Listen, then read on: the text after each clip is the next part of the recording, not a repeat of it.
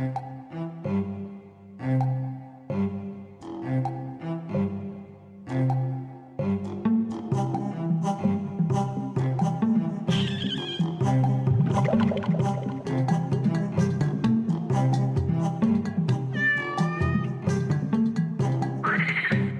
Terre est habitée par une colossale variété de créatures.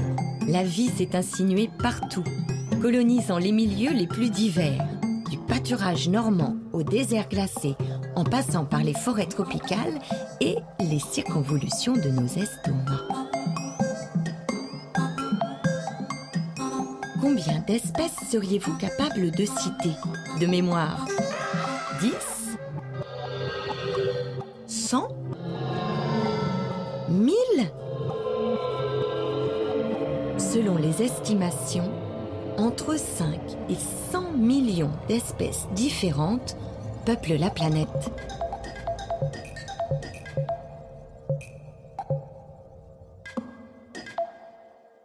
Parmi ces millions d'espèces, il y en a de toutes les formes et de toutes les couleurs.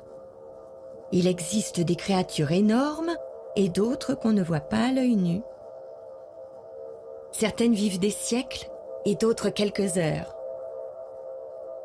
Et puis, il y en a une qui possède une caractéristique vraiment bizarre.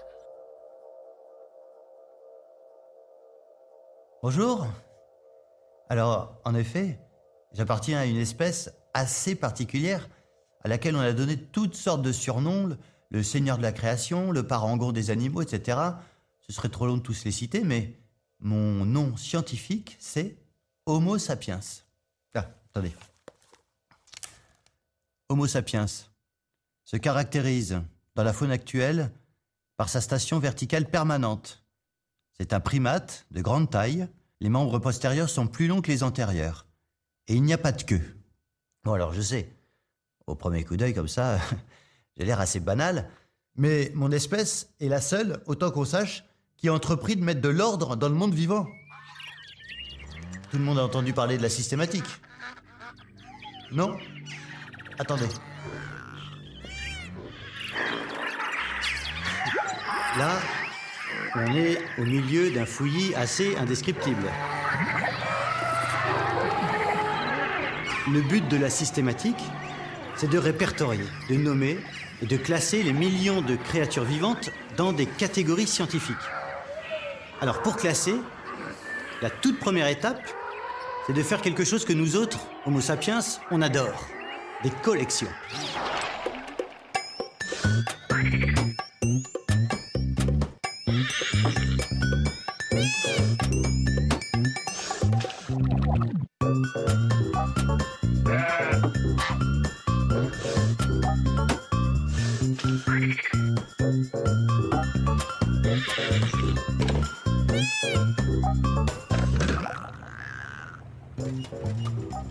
Si on additionne les pièces entreposées dans les collections du monde entier, on dépasse allègrement le milliard de spécimens. Le Muséum de Paris, à lui seul, en conserve 80 millions.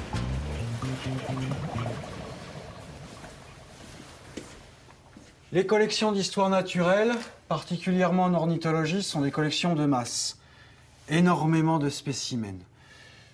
Alors c'est un problème qui est récurrent depuis, finalement, en France, l'époque de Buffon et du cabinet du roi, donc le XVIIIe siècle, où Daubenton, le premier garde du cabinet du roi, se plaignait déjà du manque de place.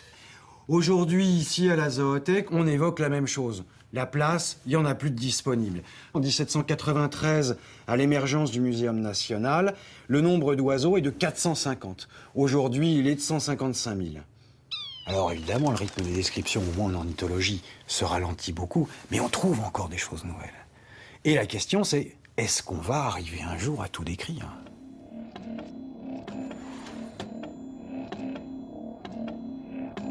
Le point de départ, pour décrire le vivant, c'est la notion d'espèce.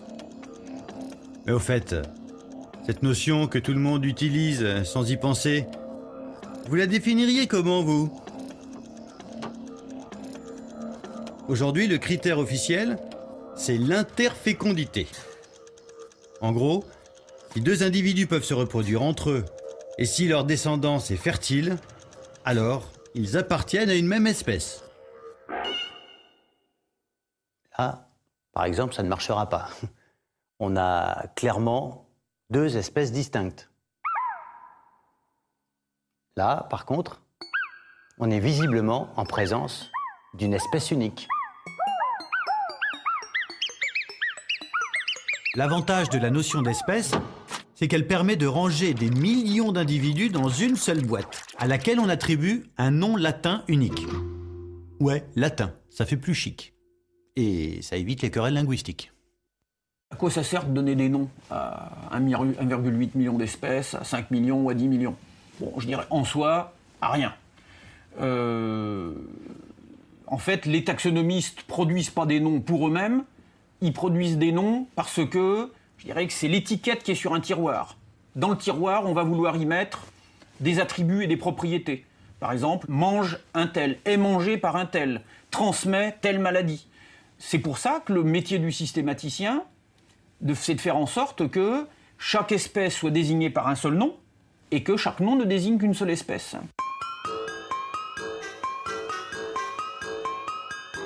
À l'heure où je vous parle, on a répertorié et nommé exactement 1 749 577 espèces vivantes. Mais donner des noms ne suffit pas à construire une image cohérente de la nature. On sent bien, intuitivement, que le chien est plus proche du loup que de la langouste, qui elle-même a plus en commun avec le lion de Tasmanie qu'avec la vache bretonne. Comment rendre compte de ces ressemblances qui existent entre des espèces différentes? Prenons au hasard un petit échantillon du monde vivant. Le saumon d'Écosse, le lémurien, le canari, l'escargot, le crocodile, la chauve-souris, et puis moi. Pour faire un classement, il faut choisir un critère. Et là, j'ai justement une machine à trier. Avec sa télécommande, c'est très pratique. Il suffit de taper un critère. Essayons les ailes. On tape son critère et on passe tout le monde dans la machine.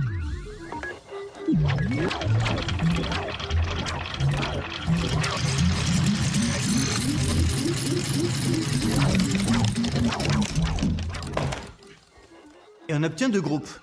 Ceux qui ont des ailes là-bas et ceux qui n'en ont pas, ici. Prenons maintenant les pattes.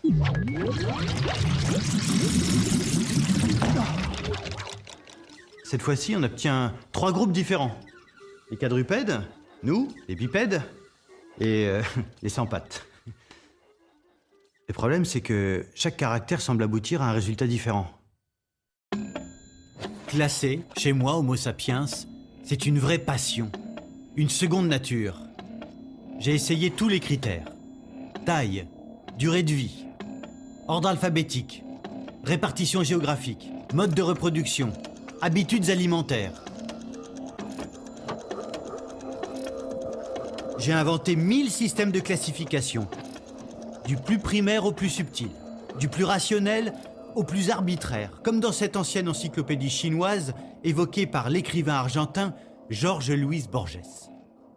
Les animaux se divisent en A. Appartenant à l'empereur. B. Embaumé. C. Apprivoisé. D. Cochon de lait. E. Sirène. F. Fabuleux. G. Chien en liberté. H. Inclus dans la présente classification. I. Qui s'agitent comme des fous. J. Innombrable. K. Dessiné avec un pinceau très fin en poil de chameau. L. Etc. M. Qui viennent de casser la cruche. Pourtant, parmi les innombrables classifications qu'on a imaginées, il y en a une qui a plus de sens que les autres. Ce buisson sphérique, c'est la version actuelle d'une très ancienne image, l'arbre de la vie. Toutes les espèces vivant sur Terre sont là, à chaque extrémité de ces millions de branches. Cette représentation contemporaine est le résultat d'un long processus qui a commencé par une échelle. Au XVIIIe siècle, il y a une image qui est dominante, une image de la nature, c'est l'échelle des êtres. avec cette idée que la nature ne fait jamais de saut, qu'on passe par exemple du règne végétal au règne animal d'une manière tout à fait insensible, et qu'il est illusoire d'une certaine manière d'y voir des discontinuités, des coupures. Et cette échelle des êtres, eh bien, Charles Bonnet est le premier à la représenter sous une forme très concrète, avec des montants, avec des échelons, mais le feu, l'air, l'eau, les éléments de la chimie fondamentale, les champignons, les plantes, et puis nous voilà sensiblement arrivés au règne animal. On poursuit ensuite les insectes, les coquillages, les limaçons, les escargots, les serpents, les poissons rampants et les poissons volants, évidemment. Les poissons volants qui font la jonction avec les oiseaux amphibies. Et on poursuit l'autruche, les quadrupèdes, et puis bien sûr, couronnement de cette échelle des êtres, l'homme. Alors, au milieu du XVIIIe siècle, l'autre grand auteur, c'est Carl von Linné, qui va publier en 1735 un ouvrage tout à fait important, fondamental pour tout dire, qui s'appelle le Systema Naturae, dont on voit rien que par le titre l'ambition, puisque Linné a le projet dans cet ouvrage de classer les trois règnes de la nature en classes, ordres, genre et espèces, et on retrouve au fond les principales divisions qui sont toujours utilisées par les classificateurs. Je suis donc un Homo sapiens. J'appartiens à l'espèce sapiens, dans le genre Homo, qui fait lui-même partie de l'ordre des primates, lequel appartient à la classe des mammifères, qui fait partie à son tour du règne animal. Aujourd'hui, le principe est le même, mais on a ajouté un tas de rangs supplémentaires. Sous-genre, infra-ordre, superfamille, etc., etc. Et puis à la fin du XVIIIe siècle, une troisième image de la nature va émerger qui va tenter en définitive de concilier les points de vue. Et alors on a cette première représentation au cours des années 1800 sous la plume d'un botaniste qui s'appelle Augustin Augier, dont on ne sait pas bien grand-chose, mais qui en l'occurrence représente cette continuité et cette discontinuité de la nature sous la forme d'un arbre. Sur une même branche, des classes de plantes qui entretiennent un certain nombre de parentés, d'affinités, donc une sorte de continuité. Et lorsqu'on passe d'une branche à une autre branche, une réelle discontinuité, un hiatus. En 1859, paraît en Angleterre un ouvrage phare, c'est L'origine des espèces de Charles Darwin. Et dans cet ouvrage de Darwin, on retrouve une représentation de, non plus cette fois-ci vraiment de la continuité ou de la discontinuité de la nature, mais bel et bien de l'histoire du développement de la vie et du foisonnement de la vie à la surface de la Terre au cours du temps.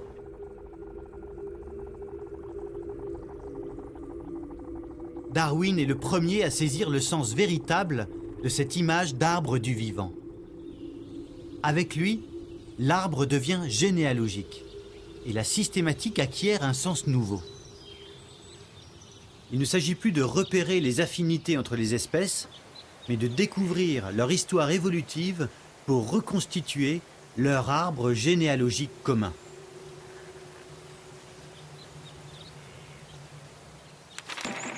Cet arbre, c'est comme ça qu'on le dessine au XIXe siècle.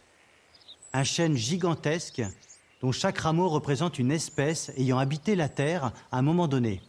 Là en bas, les espèces les plus primitives, et tout en haut, moi. Seulement, ce grand chêne raconte une histoire fausse. Le problème, c'est le tronc. Cette direction privilégiée, qui aboutit à mettre les uns en haut et les autres en bas, n'a aucune justification objective. L'arbre de la vie, il faudrait le dessiner plutôt comme ça.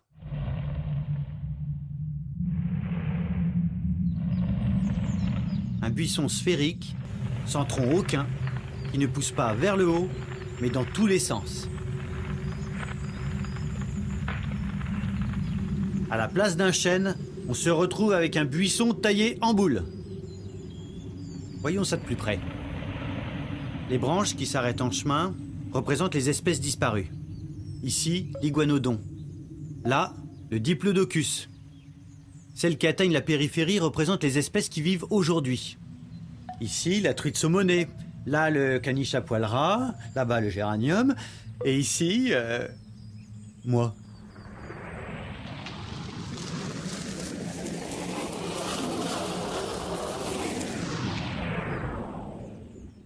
Voilà. Au lieu de trôner comme autrefois au sommet de l'arbre du vivant, je me retrouve au bout d'une branche banale, comme une vulgaire crevette. C'est légèrement embarrassant, mais tout ça parce que les scientifiques, depuis un siècle ou deux, se sont mis en tête de me traiter comme une espèce ordinaire. Bon, maintenant, la bonne nouvelle, c'est qu'en reculant vers le centre de l'arbre, je vais découvrir toute une série d'embranchements qui me relient à toutes les espèces vivant sur Terre. Si on remonte dans cet arbre généalogique, on rencontre d'abord les branches éteintes des hommes préhistoriques. Puis celles qui mènent vers mes plus proches cousins vivants, le chimpanzé et le bonobo. Tous les trois, nous avons un ancêtre commun qui vivait en Afrique, il y a pas loin de 6 millions d'années. Notre arrière-grand-père à la 250 millième génération. Puis, en remontant encore d'1 million d'années, on rejoint la branche qui mène vers le gorille des montagnes. Puis, nettement plus haut, celle de l'orang-outan. Ce cousinage n'est pas évident au premier coup d'œil, mais l'étude des embryons permet de s'en faire une meilleure idée. Plus on recule dans l'embryogénèse, plus les différences entre moi et mes cousins du monde animal s'estompent. Tiens, par exemple, allons à l'embranchement suivant, celui des hominoïdes, là où je rejoins une dizaine d'espèces de gibbons.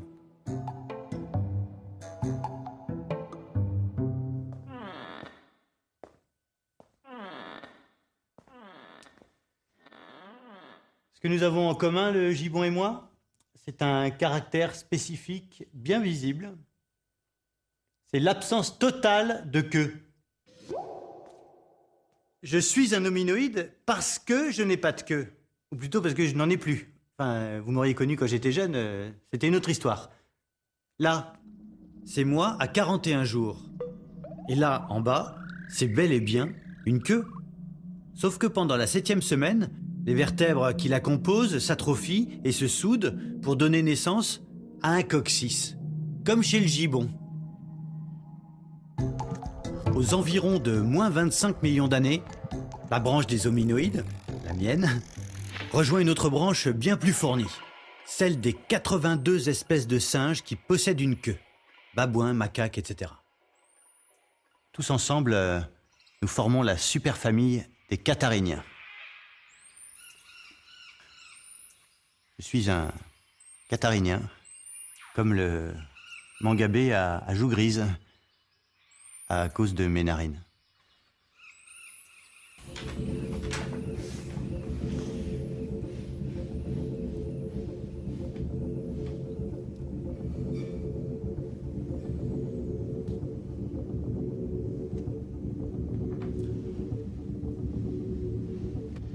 Alors l'une des caractéristiques des cathariniens, comme ce mangabé à joues grises que je suis en train d'essayer de fignoler, c'est l'orientation des narines vers le bas.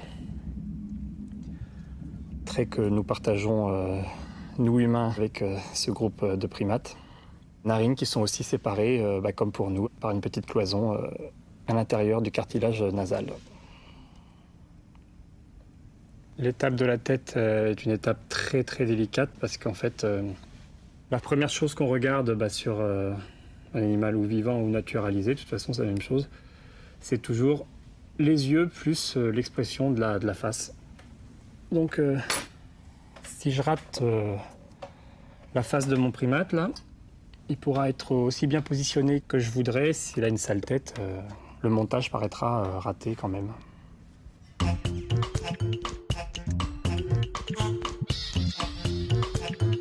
Pour compléter la photo de famille et découvrir mes prochains cousins, il faut explorer tous les continents et se munir d'un vocabulaire hyper spécialisé. Bon, vous n'êtes pas obligé de tout retenir. Je suis un similiforme, comme le sajou versicolore, et puis un aplorinien, comme le tarsier de Horsfield. Chacun des yeux de ce drôle de cousin est aussi gros que son cerveau. Du coup, sa vision nocturne est excellente. Conversation par contre. Et puis comme le lémurien laineux, comme le propithèque, je fais partie de la grande famille des primates. 188 espèces différentes au dernier recensement. L'ancêtre commun des primates vivait il y a 63 millions d'années, soit environ 7 millions de générations. Mais au fait, qu'est-ce qui me prouve que je fais vraiment partie de la famille? D'après les systématiciens, ce serait à cause de mon pouce. Le pouce opposable, qui est le premier doigt s'écartant de la main et permettant une préhension d'une branche ou d'un objet, ce pouce opposable est un trait que nous partageons avec les gorilles, ici présents, les chimpanzés, les babouins, les lémurs, les tarsiers. Ce pouce opposable n'existe pas chez les autres mammifères. Dans le cadre des mammifères, eh bien, cet écartement du pouce apparaît comme une innovation qui a été léguée par nos ancêtres communs au cours de l'évolution. Nous avons donc un ancêtre commun. Et ce groupe d'animaux ayant cet ancêtre commun s'appelle les primates. On peut voir un être vivant comme une série d'innovations acquises au cours de l'histoire de la vie.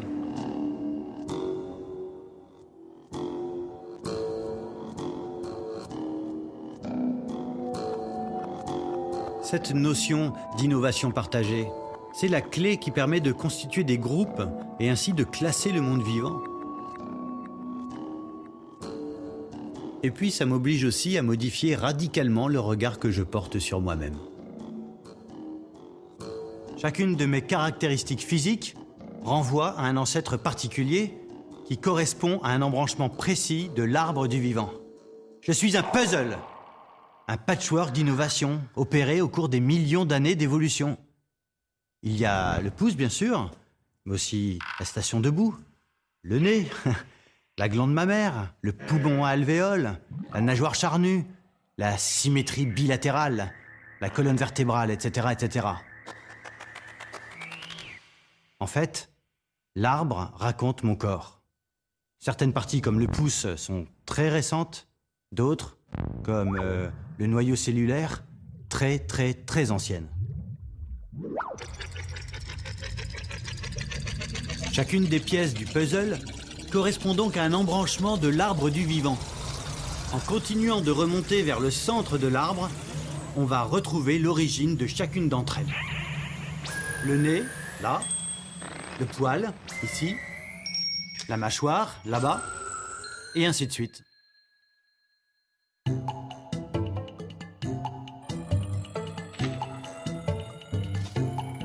Après les primates, on rencontre les lapins et les autres familles de rongeurs. Le groupe suivant, c'est un peu l'auberge espagnole. On y trouve en vrac le lion, le cheval, la baleine et la gerboise, le rhinocéros, l'oreillard vulgaire et la taupe des jardins. Et puis on arrive à un nœud bien plus exotique, celui des terriens. T-H-E-R-I-E-N. Notre ancêtre commun, au kangourou et à moi, nous a légué plusieurs choses. Attendez, je vais vous montrer. Il nous a légué une glande mammaire munie d'un téton. C'est assez décoratif. Mais il nous a légué aussi quelque chose de vraiment très pratique. Ça.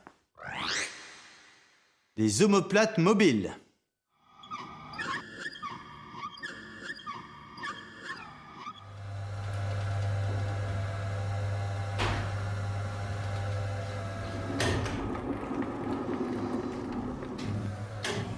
On peut mettre le tapis en route, là on va voir ce que ça donne à l'image.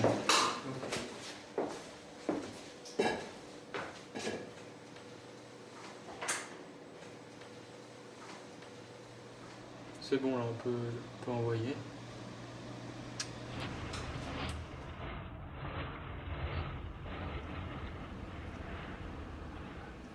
Le radiocinéma permet de mettre en évidence les caractéristiques de ce mode de déplacement des terriens, qui est grâce à la mobilité de l'omoplate, qui tourne autour d'un axe ici, qui glisse sur la paroi du thorax. Vous voyez, il tourne autour de ce point-là. Hein, on voit bien les deux omoplates se croiser.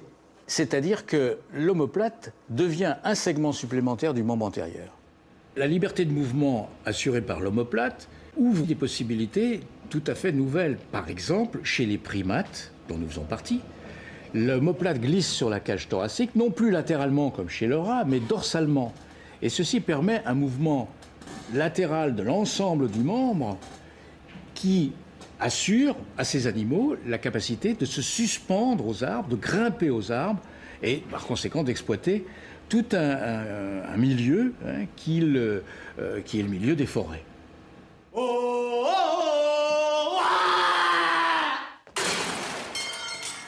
La catégorie suivante, vous la connaissez forcément.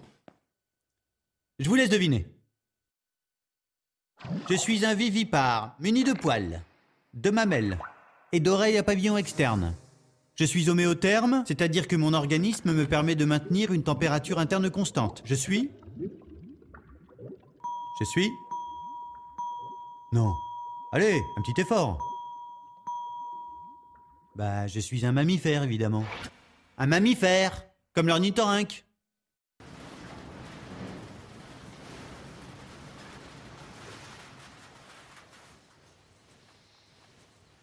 Avec l'ornithorynque, on touche au monde des bizarreries, il faut quand même bien le dire. Cela étant, il répond bien à la définition des mammifères, couvert de poils, et il allaite ses petits. Là, tout va bien. Un peu plus improbable, le bec de canard. Mais alors, ce qui a paru complètement incroyable lors de sa découverte en 1798, c'est qu'il pond des œufs. Et les premières dépouilles qui ont été ramenées en Europe, ils ont dit bon, ça va, c'est bon, c'est une mystification. Donc on va la démonter. Sur le premier spécimen qui est à Londres, on voit il y a encore les traces du ciseau qui était censé servir à montrer que c'était un faux. Il va quand même falloir plusieurs décennies avant que l'establishment scientifique admette qu'il y ait des mammifères qui pondent des œufs. Et à tel point qu'il y en a un autre qui a été découvert, l'échidné, enfin les échidnés, parce qu'il y a 2 espèces, et que dans la classification, on a bâti pour eux une catégorie particulière qu'on appelle les monotrèmes. Les monotrèmes. Ce sont les mammifères les plus éloignés de moi dans la classification. La dernière branche vivante avant une longue traversée du désert. Bah oui, parce qu'ensuite, il ne se passe plus rien. Pas le moindre cousin vivant pendant 130 millions d'années. 130 millions d'années, c'est long. C'est à croire que l'évolution s'est arrêtée. En fait, pas du tout. Entre les mammifères et le groupe suivant, celui des amniotes, de nombreuses branches sont apparues, mais toutes se sont éteintes. Les espèces ont disparu. La prochaine vraie branche, avec des vrais cousins qui vivent encore, c'est celle des amniotes. Je suis un amniote, comme le flamant rose, le serin et le toucan, parce que notre ancêtre commun a inventé l'amnios. C'est une sorte de membrane pour envelopper l'embryon et le protéger. L'embranchement suivant correspond à une innovation encore plus essentielle. Pour appartenir à la superclasse des tétrapodes, il faut un nombre pair de membres locomoteurs munis de 1 à 8 doigts chacun. On en connaît aujourd'hui 26 308 espèces, de toutes formes et de toutes tailles, de la salamandre à la girafe, en passant par le crapaud-buffle.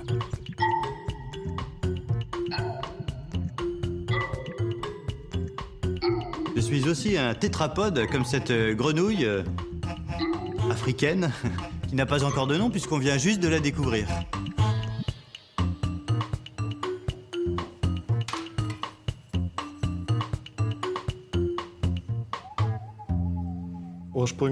Au départ, nous pensions qu'en Afrique occidentale, il n'existait qu'une seule espèce de grenouille, vivant de la Côte d'Ivoire au Sierra Leone, la Conroa aleni. Et sur le terrain, nous avons remarqué que les animaux n'émettaient pas le même chant.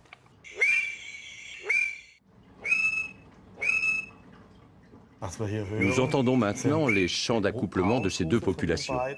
Ce sont par ces chants que les grenouilles attirent les femelles.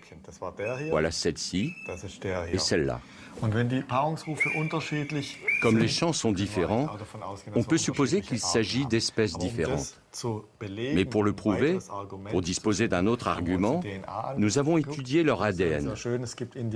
On remarque très bien que certains spécimens possèdent la même séquence et que d'autres en ont des divergences. Ce sont ces divergences qui nous intéressent maintenant. Beaucoup de gens pensent que la génétique représente plus ou moins le Graal des systématiciens. Ce n'est pas le cas.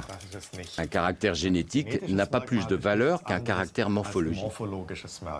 Mais comme les caractères génétiques sont beaucoup plus nombreux, ils nous fournissent beaucoup plus d'informations d'un point de vue purement statistique pour tenter de découvrir effectivement des divergences ou des similitudes. Maintenant, c'est officiel.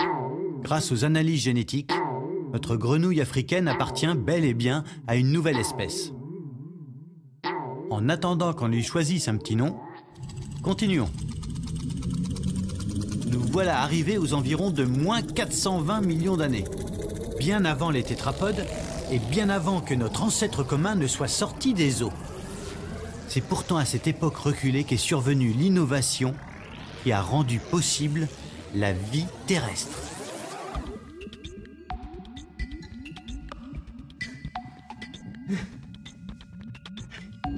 Je suis un sarcoptérygien, comme le sélacanthe, à cause de mes nageoires charnues. Oui, je sais. On a l'habitude de les appeler des bras et des jambes. Mais d'un point de vue évolutif, ce sont des nageoires. Je vais vous montrer.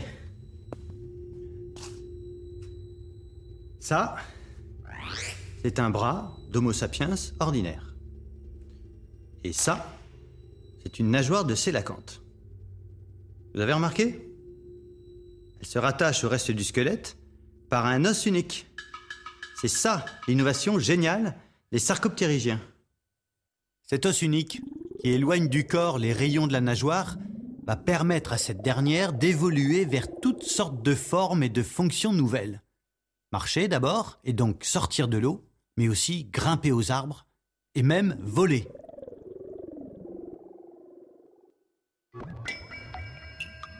À l'embranchement suivant, voilà des cousins dont les nageoires ne sont pas charnues. Un peu comme si leurs doigts étaient fixés directement au tronc. Je suis un ostéictien, comme la sardine et le saumon d'Écosse, parce que je possède de véritables os au lieu d'un simple cartilage. C'est à ce niveau que le nombre de mes cousins double d'un coup et atteint les 50 000. 50 000, un chiffre impressionnant, mais finalement assez modeste en regard des millions d'espèces qui peuplent la planète et des 10 000 nouvelles qu'on découvre chaque année.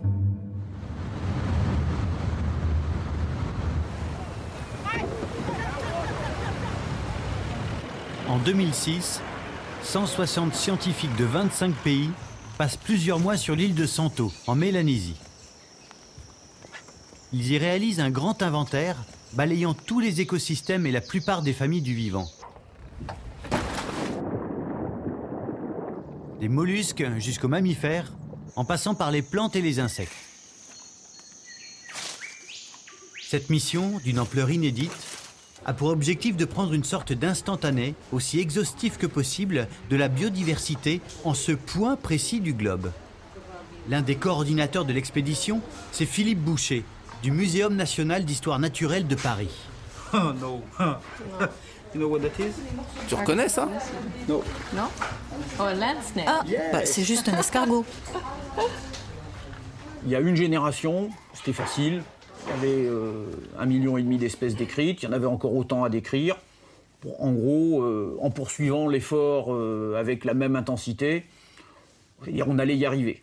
Ce qui s'est produit au cours des 30 dernières années, ça a été, la prise de conscience que la biodiversité est 10 fois plus vaste que ce qu'on croyait jusqu'ici, et deuxièmement, que le tiers, le quart ou la moitié de celle-ci va s'éteindre pendant notre siècle. Donc en gros, si on décrit 13-15 000 nouvelles espèces par an, et puis il en reste 5 millions ou 10 millions à décrire, ça veut dire qu'on aura terminé le boulot dans 500 ou dans 1000 ans, et puis la biodiversité sera éteinte avant.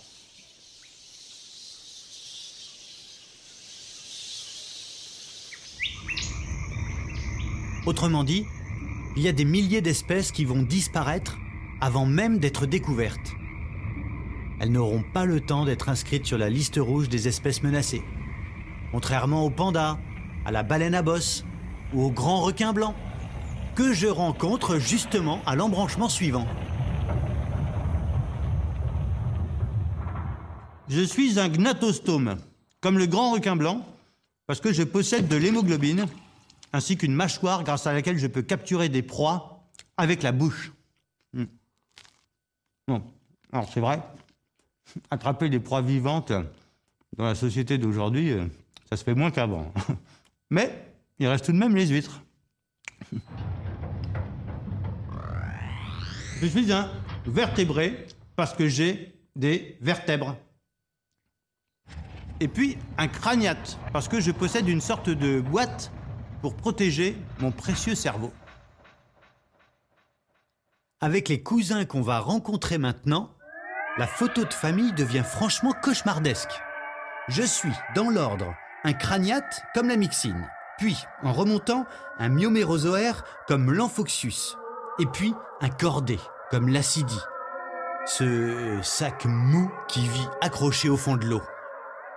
Là, on pourrait croire qu'on ne peut pas tomber plus bas, et pourtant, si. C'est un peu gênant de vous avouer ça, mais d'un point de vue topologique, je suis un donut. Un orifice en haut, un orifice en bas et un conduit qui relie les deux.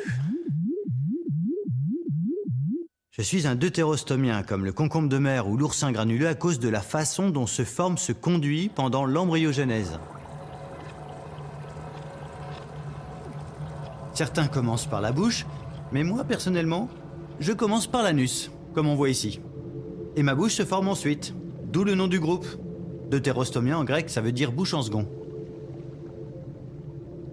Bon, passons rapidement sur ces détails embarrassants, d'autant plus que l'embranchement suivant est particulièrement chargé. Les 58 000 deutérostomiens se retrouvent totalement submergés par un afflux massif de nouveaux cousins. Plus d'1 million. La branche qui mène vers moi, Homo sapiens, n'est qu'un petit rameau perdu au milieu d'un groupe énorme, les bilatériens. Je suis un bilatérien, comme la mouche du vinaigre, mais aussi comme le crabe ou comme l'escargot de Bourgogne, car je suis traversé par un plan de symétrie qui partage mon corps en deux moitiés semblables. Du fait de cette symétrie, j'ai aussi une direction privilégiée avec un avant et un arrière. Toutes choses dont les éponges ou les méduses, par exemple, sont dépourvues. Parmi mes cousins bilatériens, il y a tous les arthropodes, les crabes, les insectes, etc., tous les mollusques, et aussi beaucoup de familles, aujourd'hui disparues, dont les seuls représentants sont des fossiles. Des fossiles dont certains ne sont observables qu'à l'aide d'instruments gigantesques. Ce bâtiment circulaire ici abrite un synchrotron, c'est-à-dire un accélérateur de particules qui sert, entre autres, à réaliser des radiographies d'objets de très petite taille. Nous sommes ici pour étudier des embryons fossilisés d'animaux primitifs qui pourront peut-être nous révéler des choses sur les origines même des différents groupes d'animaux qui nous entourent aujourd'hui. Chaque particule contenue dans cette boîte représente un fossile. Ce sont des fossiles d'embryons, pas des animaux en eux-mêmes. Ils ont probablement quelque chose comme 580 millions d'années, soit 40 millions d'années de plus que les plus anciens animaux que nous connaissons grâce aux fossiles. Ce petit tas de sable représente donc la trace la plus ancienne de la présence des animaux sur Terre.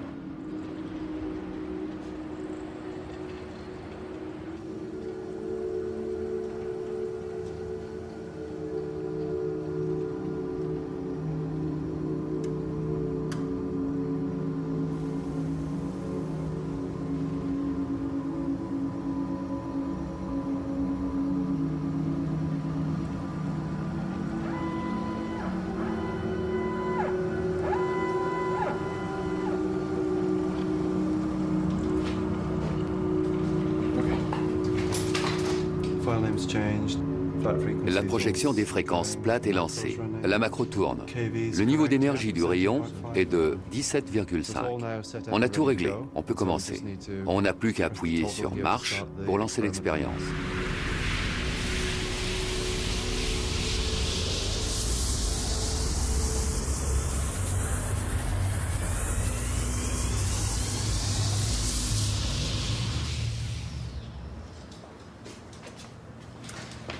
On peut voir sur l'écran une partie des données que nous avons obtenues par radio.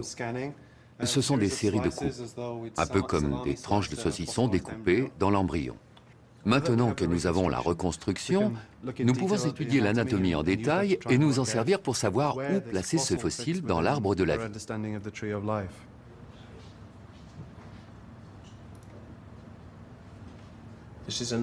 Voici un autre embryon bilatérien. On peut observer une ligne au milieu qui sépare la gauche de la droite. Ça reste un bilatérien, mais il diffère légèrement de ce que nous voyons dans les organismes actuels. C'est une espèce totalement nouvelle, mais sa place dans l'arbre de la vie est problématique. Elle montre des caractéristiques de développement d'un insecte, mais cet embryon est âgé de 540 millions d'années, soit plusieurs centaines de millions d'années avant l'apparition des insectes.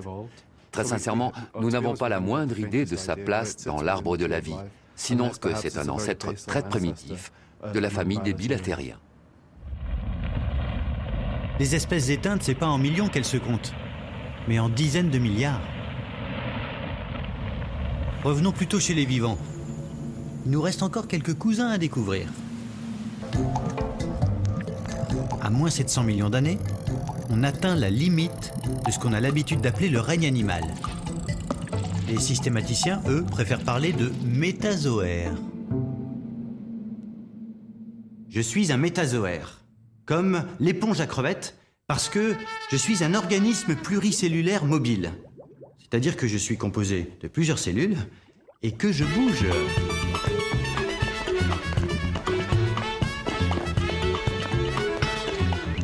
Tout de suite après, voilà des cousins beaucoup moins agités qu'on a pris l'habitude de regrouper sous le terme de végétaux.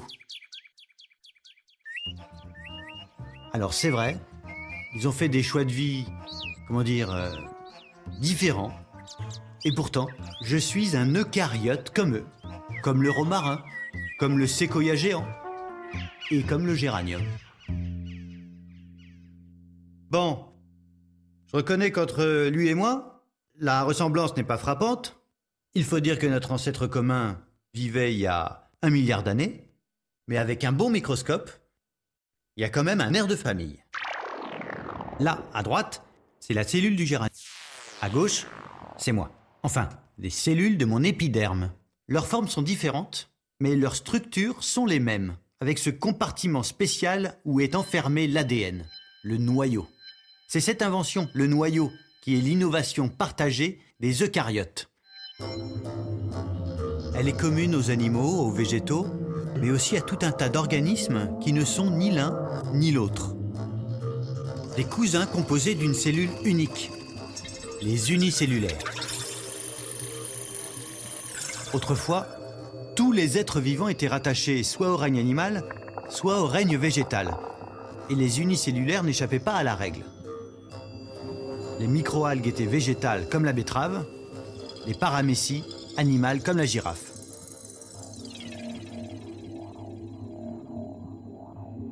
Aujourd'hui, on pense que les unicellulaires ne sont ni l'un ni l'autre.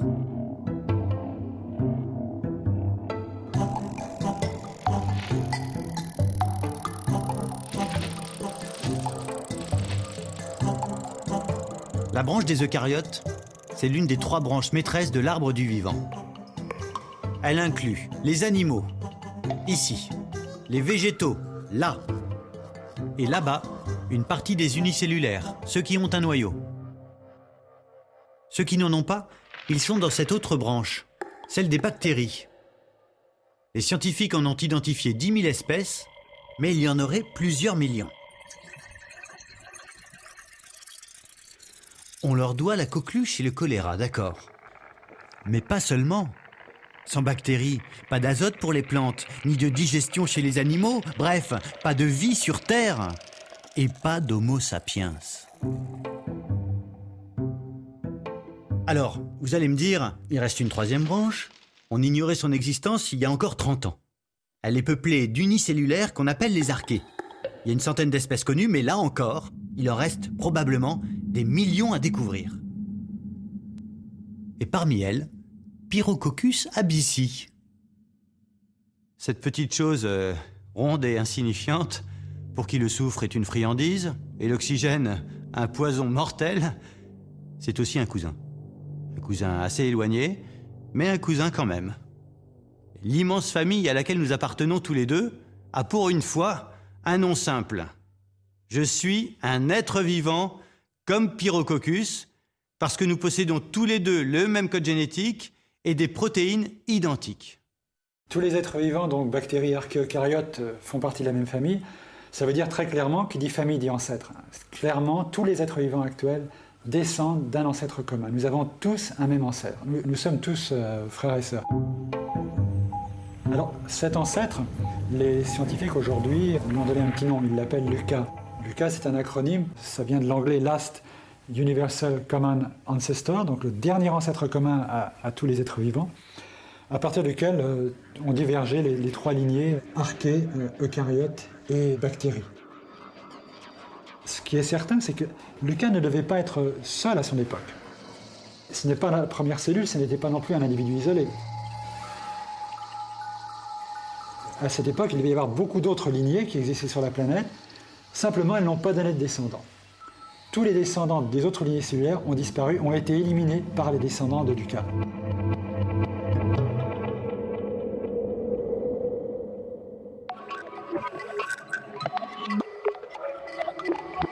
Que de chemin parcouru entre ces choses microscopiques-là et moi.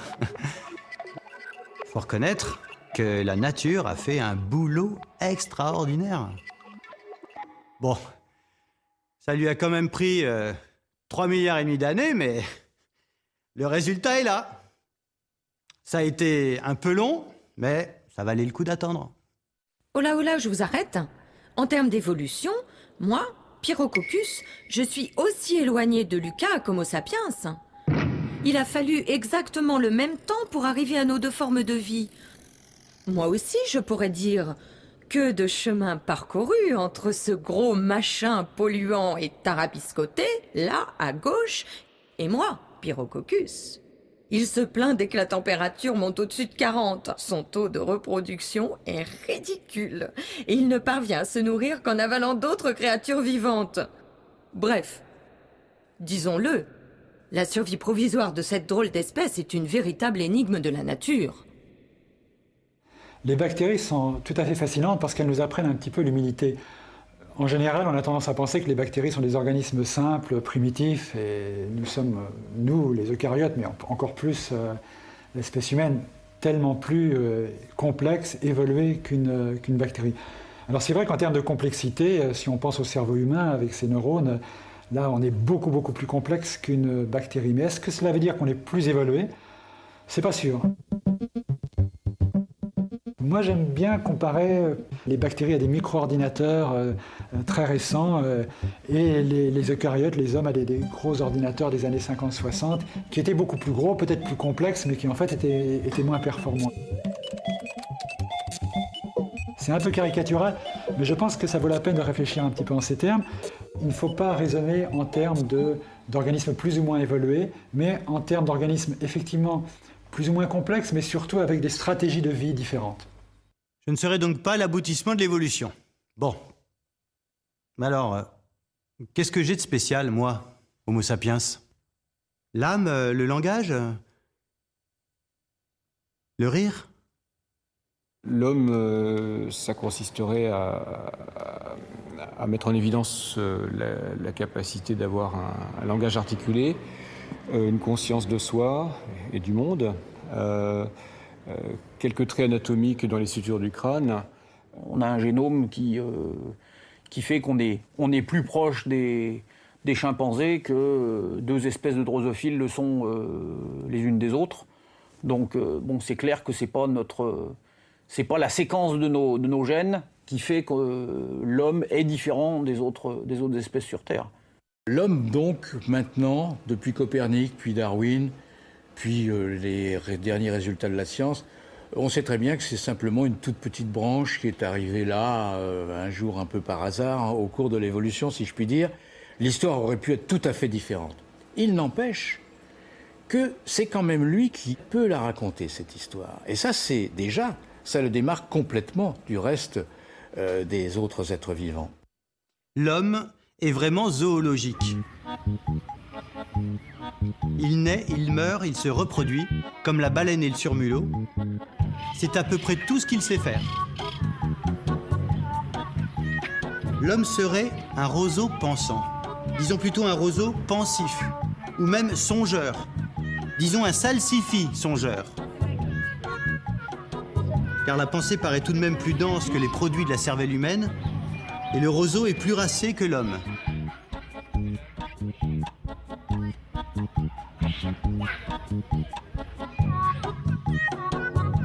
Soyons sincères, l'homme est un champignon rêveur. Un concombre qui a des visions. Un salsifis qui souffre de marotte. Alexandre Vialat. Je pense qu'on doit quand même réaliser à quel point on a une chance inouïe d'exister et d'en avoir conscience. Parce que finalement, être une archée, une bactérie ou même une plante ou autre, c'est bien beau, mais on ne le sait pas. C'est quand même un petit peu dommage. C'est une chance incroyable quand on y réfléchit d'être en vie. Si le spermatozoïde d'à côté avait gagné, bon, vous ne seriez pas en vie. Et puis on peut faire ça à chaque génération pour remonter au poisson, pour remonter à Lucas. Enfin, le fait que nous, individus X ou Y, soyons en vie, c'est une chance incroyable. On devrait y penser plus souvent et essayer d'en profiter. Ça vous va, ça ?